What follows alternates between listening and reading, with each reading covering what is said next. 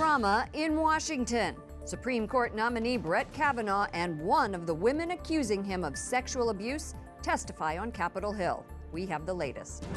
White House reacts. President Trump is back in Washington, how he's following the Kavanaugh-Ford hearings. Message of support. An official helping the Vatican prevent clergy abuse weighs in on the scandal in the United States. And a friendly match. The Vatican is the site of an unusual soccer game. On EWTN News Nightly for Thursday, September 27th, 2018.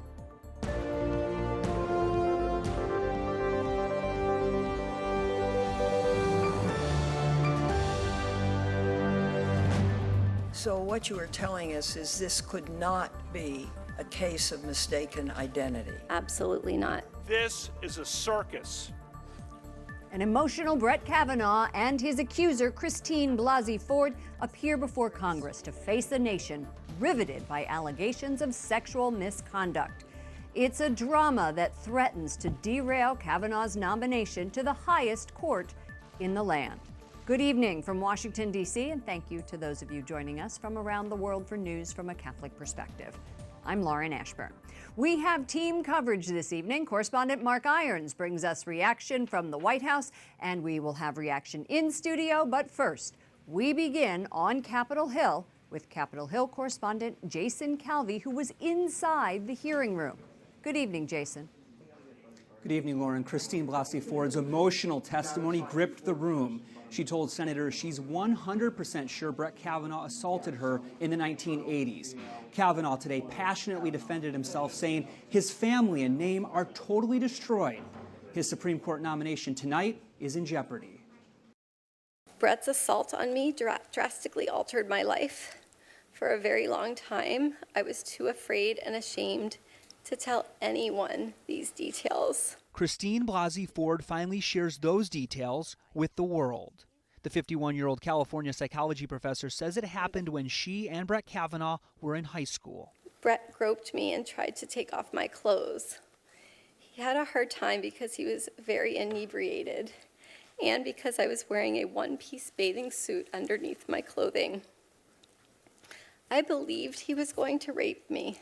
Republicans on the Senate Judiciary Committee hired Rachel Mitchell to question Ford and Kavanaugh. Did you write the letter yourself? I did. Mitchell's chief of the Special Victims Division in the Maricopa County, Arizona Attorney's Office. Brett Kavanaugh says none of it happened. You may defeat me in the final vote, but you'll never get me to quit. Never.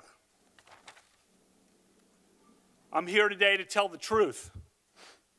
I've never sexually assaulted anyone. The judge defends himself after Ford's testimony. The other night, Ashley and my daughter Liza said their prayers, and little Liza, all of 10 years old,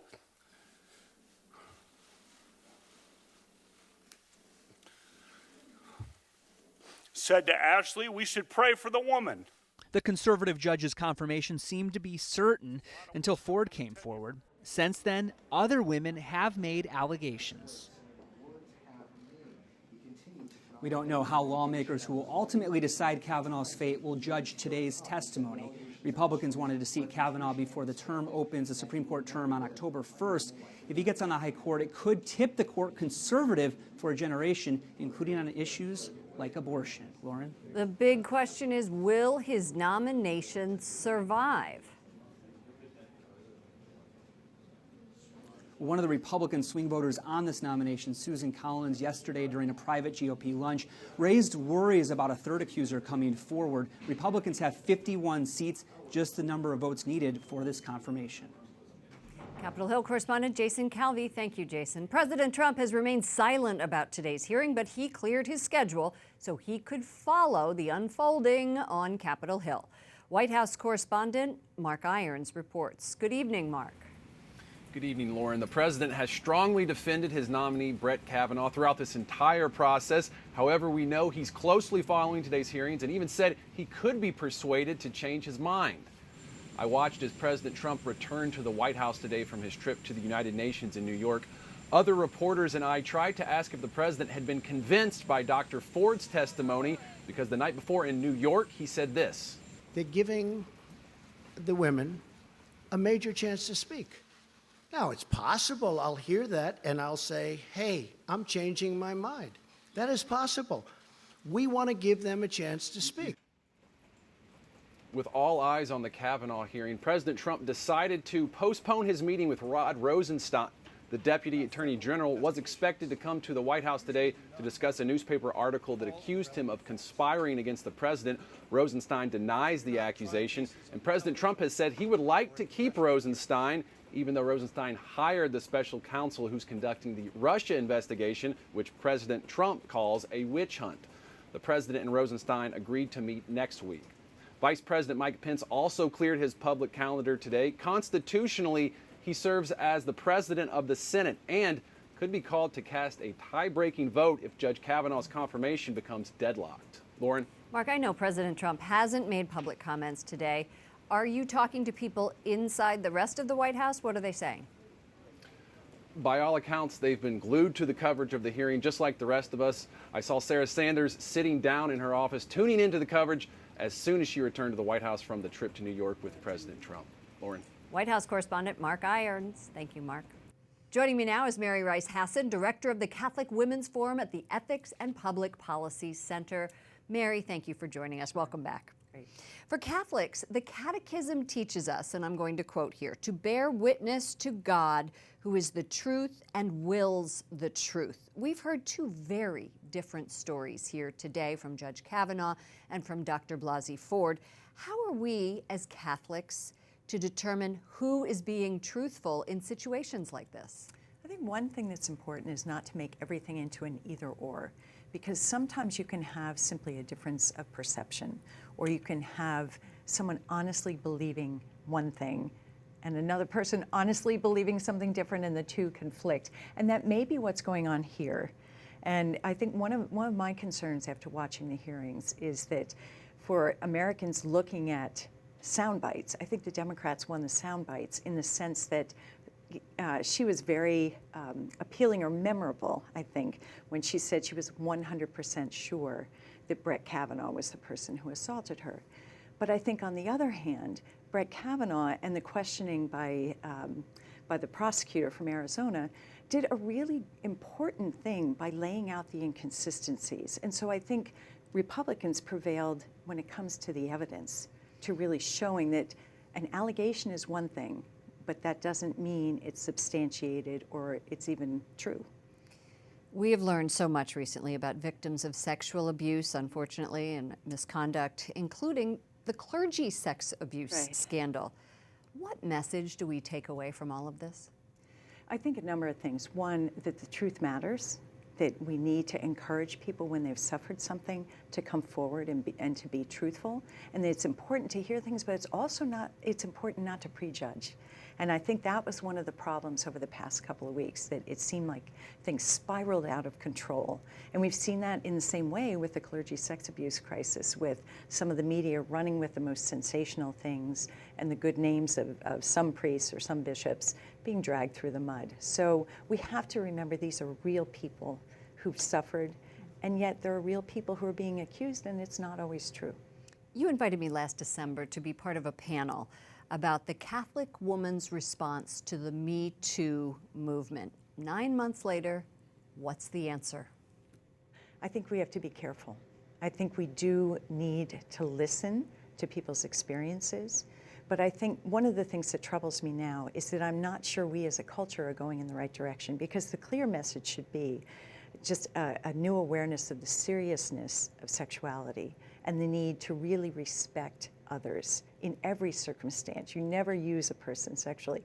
But I don't think that's necessarily the message that the culture is taking away. There's the overriding message is, we believe women. Well, okay, you want women to come forward with their stories, but realizing it's not always true, and we need to protect men's reputations as well.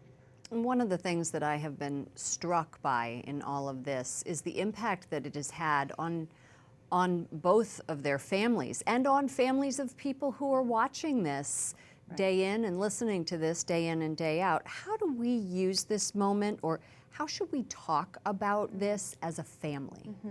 I think it is important to talk about it, and it's interesting you mentioned that, because I was with a group of women who were talking about that very fact, that this has been a good way to talk with their teenage sons, for example, about the need to be respectful of women, of girls, consistently.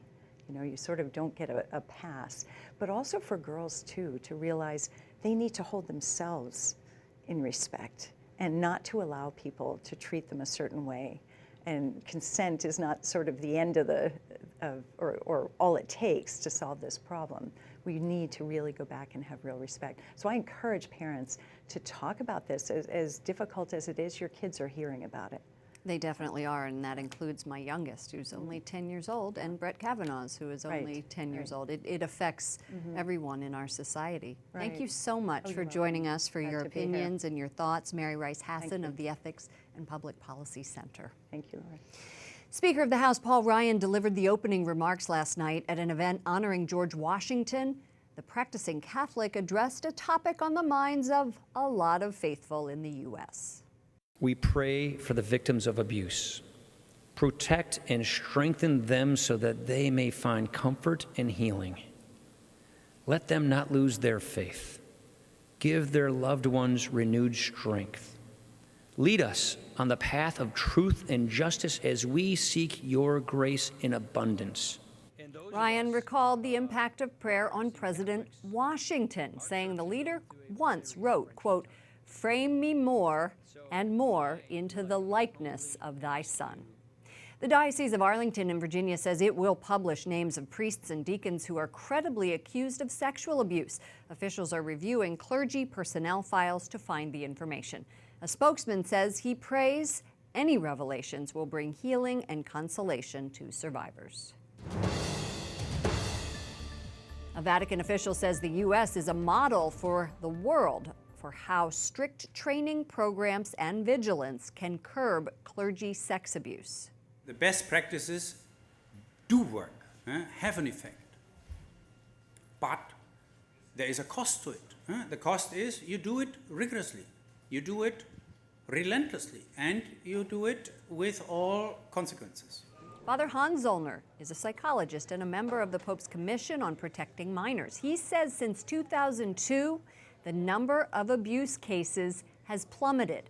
Zollner also points out in the Pennsylvania grand jury report that only 3 of the more than 300 incidents took place after 2002.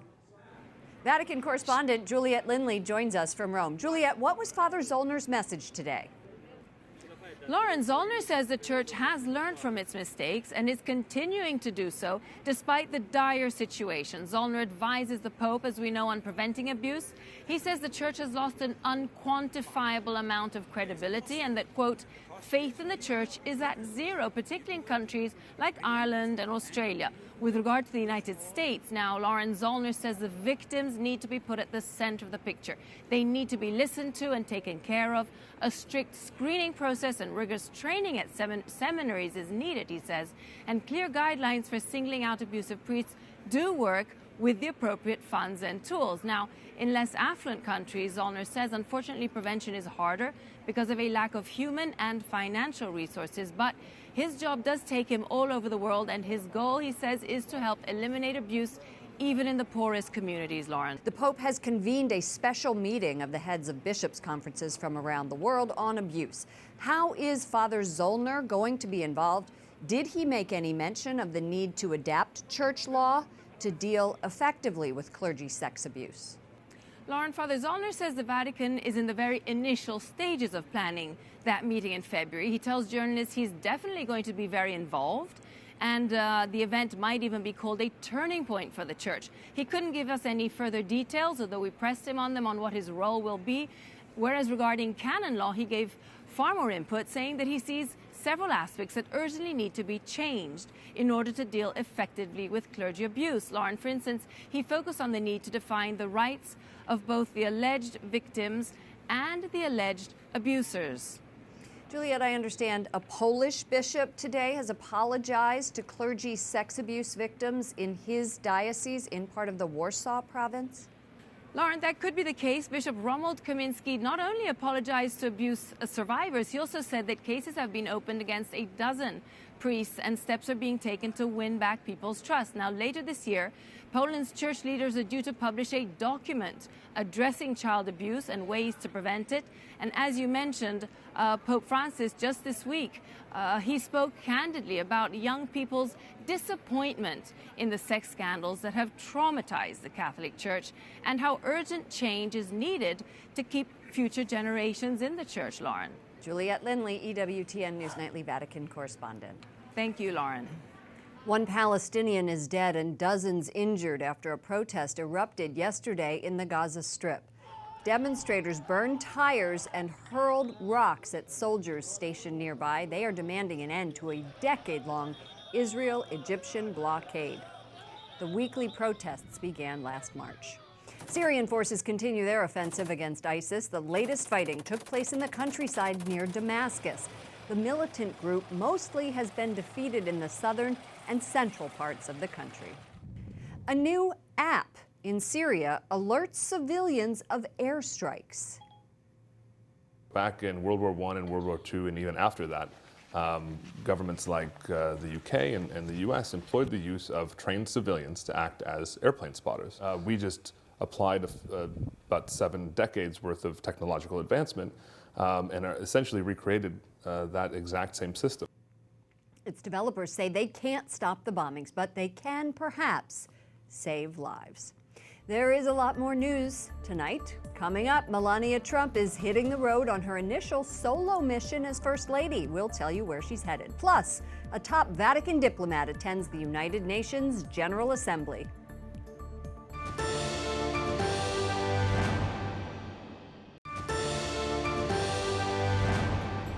First Lady Melania Trump will visit 4 African countries next month in her first extended solo mission as a First Lady. She will emphasize child welfare and her Be Best campaign.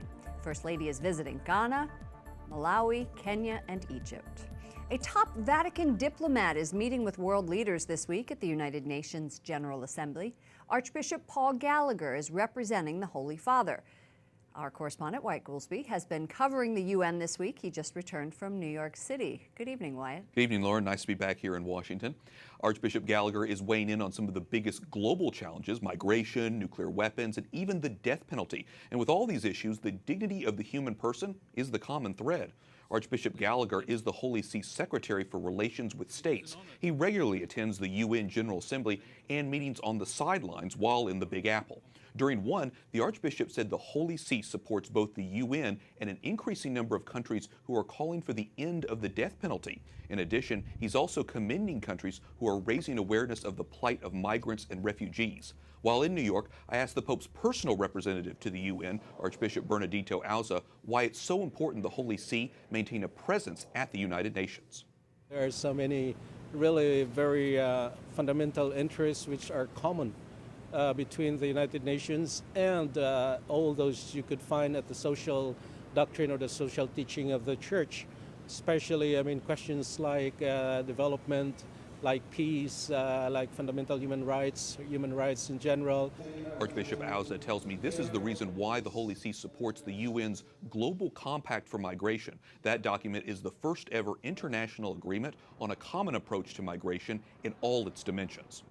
Archbishop Gallagher emphasized this week that challenges like migration can't be solved without help from everyone. It's not just state and local governments, but every individual as well. He says the Church teaches it's a shared responsibility to help those greatest in need. Lauren?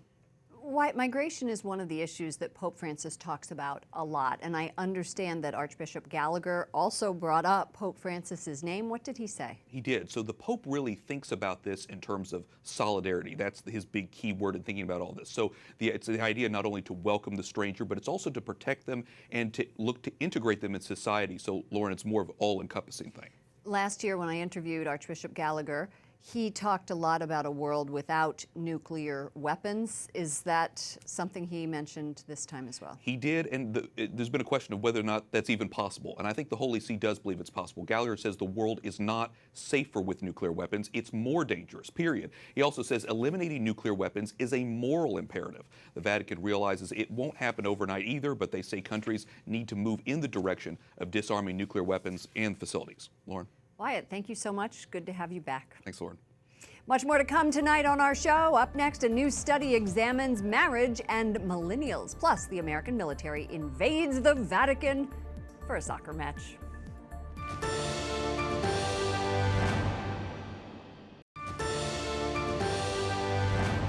A recent study shows a lower divorce rate for millennials than older generations. The University of Maryland released data this month showing an 18% drop in divorces between 2008 and 2016. The decrease was credited to millennials, even though they are marrying at a lower rate. A professor at the Catholic University of America says it could be related to less pressure to marry. For more on this study, visit our partners at catholicnewsagency.com. A federal appeals court upholds a Louisiana law requiring abortion providers to have admitting privileges at nearby hospitals. The panel says it does not violate a woman's constitutional right to the procedure. Supporters say doctors need to be able to admit patients to a hospital within 30 miles in case of medical complications. And a ballot initiative in Oregon seeks to ban the use of public funds for abortion on demand. If it passes, it would allow public money for the procedure only where required under federal law or if a woman's life is in danger. Since 2002, nearly $25 million taxpayer dollars have gone toward abortions. Tonight on Pro-Life Weekly, Representative Vicky Hartzler calls the cancellation of an FDA contract with a fetal tissue firm a, quote, encouraging first step.